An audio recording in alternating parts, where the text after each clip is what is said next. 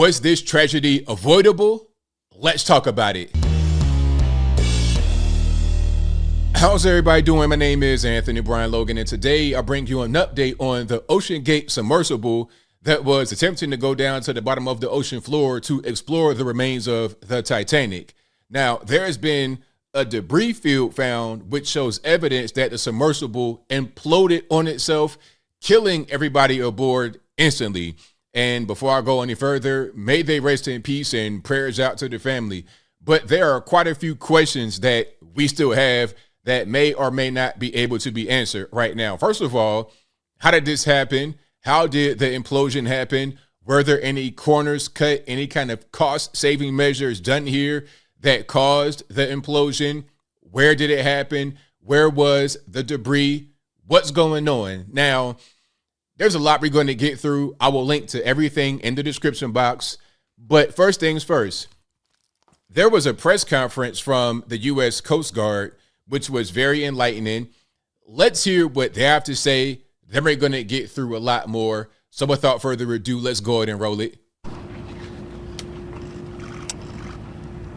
This morning, an ROV, or remote operated vehicle, from the vessel Horizon Arctic discovered the tail cone of the Titan submersible approximately 1,600 feet from the bow of the Titanic on the seafloor.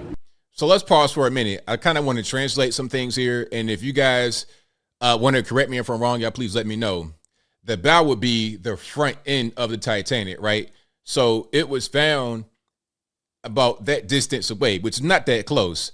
Where they found it was a wide open, flat area on the ocean floor.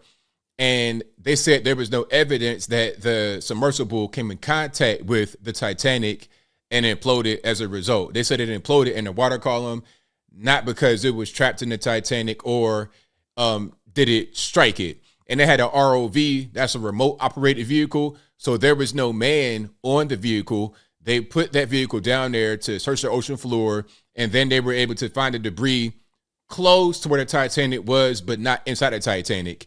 And they're talking about the back end of the vessel. I'll show that in a moment. The ROV subsequently found additional debris.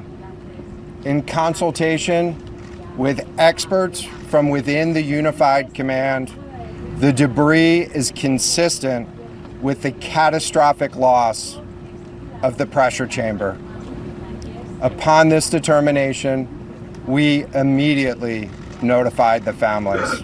So the pressure chamber, from what I know, and again, you guys who are more knowledgeable than I am, if you're in the military, you know, Navy or whatever, y'all please correct me. The pressure hole would be where the people are. This is going to be the interior. So it's going to be pressurized to withstand the outside pressure. That's kind of what I'm thinking. Basically, if they find debris from the pressure hole, they know that the people are not going to survive. If that's found at the bottom of the ocean, it's impossible for you to survive that depth while not being inside of a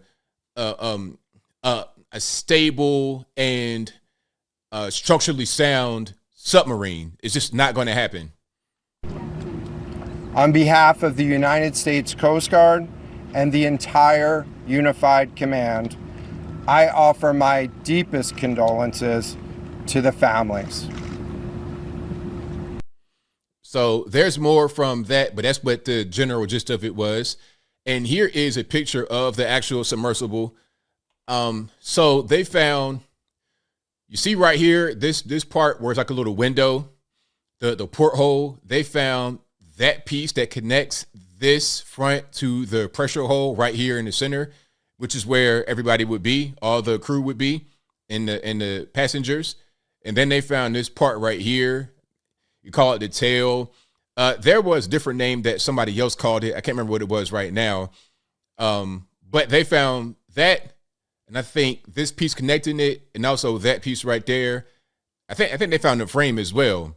So all these pieces are very important to the structure of the submersible. And if you find in these pieces, you know that the structure overall had a catastrophic failure. And if it imploded, that would have killed them instantly. And that's what they're saying, that there was an implosion. I kind of want to show this right here, right? I want to show this because although this is not going to be as fast as the implosion underwater was, it kind of gives you an idea of what happened. All right, this is a railroad tank car. All right, so check it out.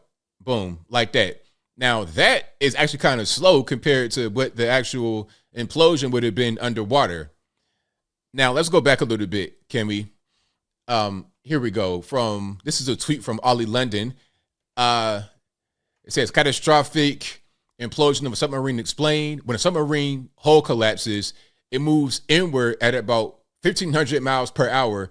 That's 2,200 feet per second. The time required for complete collapse is 20 over 2,220th of a second. I guess I'm reading that right.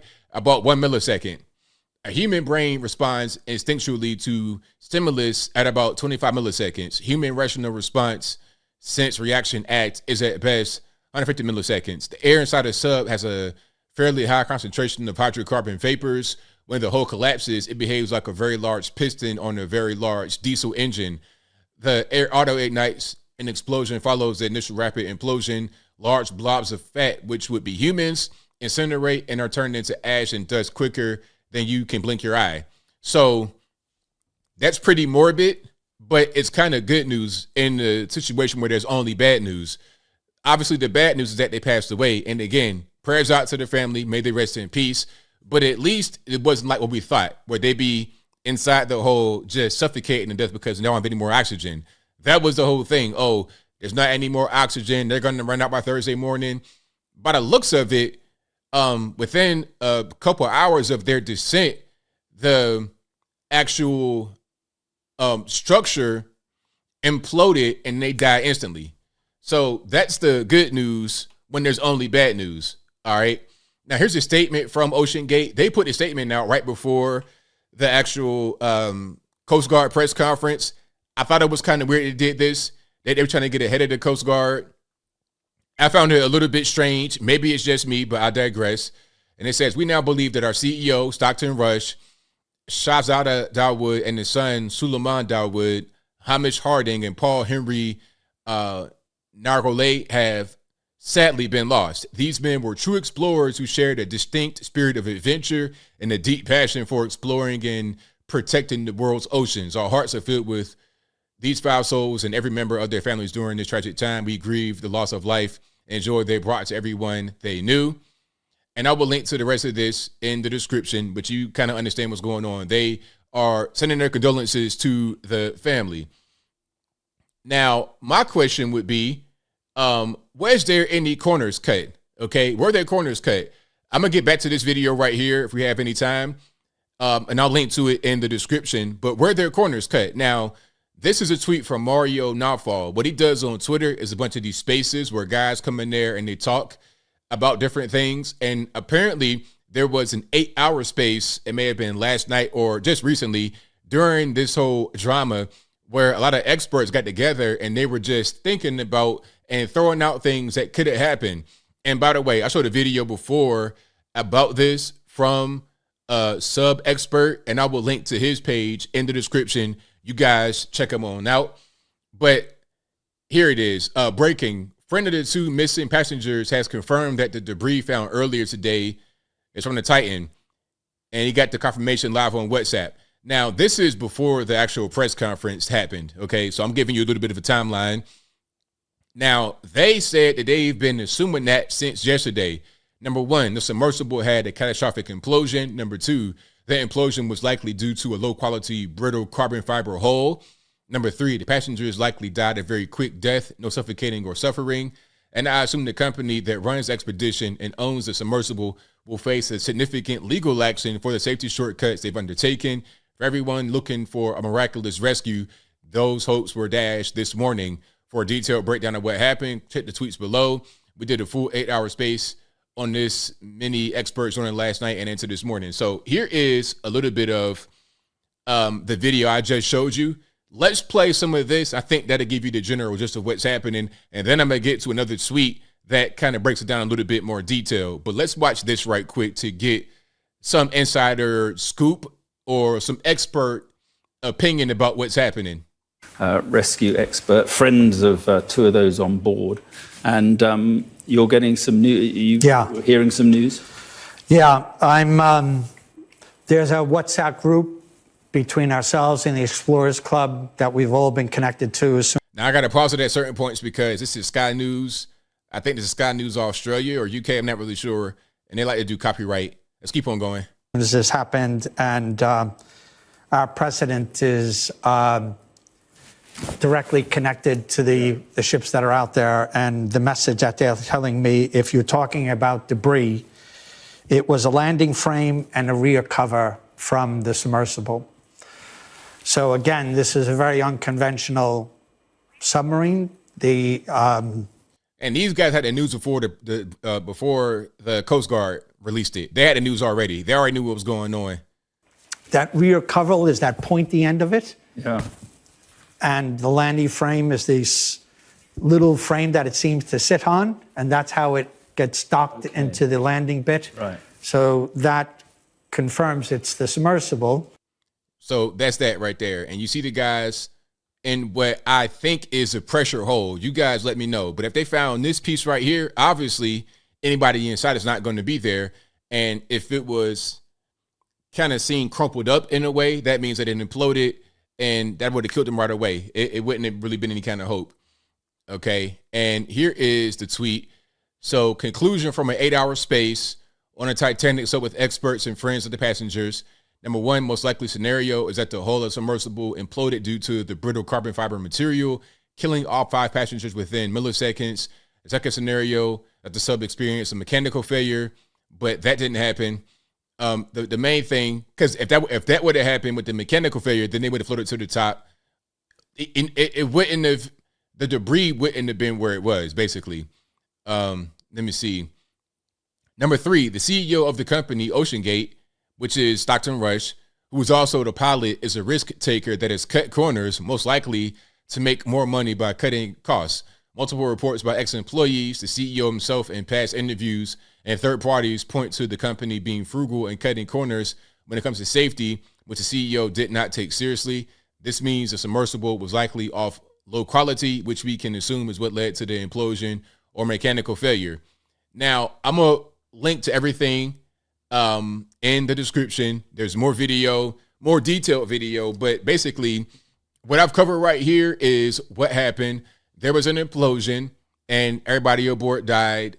And the CEO has a record of cutting corners. You know, the whole thing about, we don't want to hire 50-year-old white guys that have prior experience. Is it because he wants to inspire the youth, or is it because it costs less to train some 22-year-old college intern or recent college grad intern to be on board and be part of the crew? Is it cost less to have them than it does the 50-year-old white guy? Is that the real reason? Okay, using a video game controller that's wireless, you're doing all kind of random stuff. You're kind of just, it's ragtag. And I heard that they had lost pieces of the actual, that they had debris on the previous mission, meaning there was some structural damage to the vessel before. So, okay, if there was damage before, maybe you want to fix that. Maybe you want to address and see what the problem is. There was a prior employee that wanted to do non-destructive testing of the structure of the hull and was not allowed to. Matter of fact, he was fired and given 10 minutes to clear his desk out. So I think there were corners cut here in the name of making more money. Yes, the passengers paid $250,000 to be on there, but how much does the whole thing cost? I think that's what happened here, unfortunately, and it cost them their lives. But I think I'll leave that right there for now. And what say you? What do you think is going on here? Do you think there was a corners cut to try and save money? Was it just a mistake? Was it an accident?